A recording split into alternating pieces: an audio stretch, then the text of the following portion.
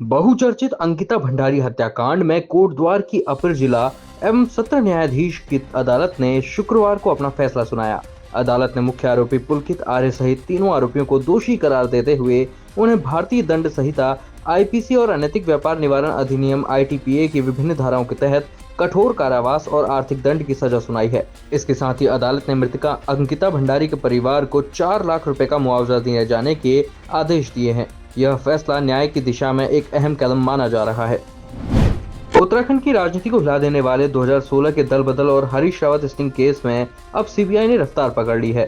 सूत्रों के मुताबिक सीबीआई ने उस वक्त पार्टी बदलने वाले विधायकों और अन्य नेताओं को समन भेजना शुरू कर दिया है। इस पर कांग्रेस प्रवक्ता गरिमा मेहरा दसौनी ने तीखी प्रतिक्रिया दी है। उन्होंने कहा कि सीबीआई का एक्टिव होना हरीश रावत की न्याय यात्रा का असर है। भाजपा डर गई है, इसलिए ध्यान भटकाने की कोशिश कर रही है।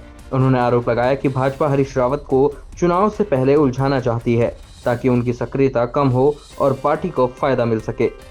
ये तो होना ही था, इसके लिए हम पहले से मानसिक रूप से तैयार थे, क्योंकि हमने ये देखा है पूर्व में भी कि जब जब माननीय हरीश रावत जी भाजपा की पोल खोलने के लिए निकलते हैं, वो क्षेत्र में सक्रियता बढ़ाते हैं, तब जो है ये सीबीआई का और स्टिंग का जिन जो है बोतल में से बाहर निकाला जाता है, क्योंकि अपनी राजनीतिक जमीन खिसकती भी नजर आ रही है भाजपा को, और हरदा का तीर जो है वो बिल्कुल सटीक निशाने पर लगा है। नगर के वार्ड नंबर 2 में स्थित बंधन बैंक शाखा के खिलाफ दर्जनों महिला ग्राहकों ने कोतवाली पहुंचकर शोषण और वित्तीय अनियमितताओं की शिकायत दर्ज कराई।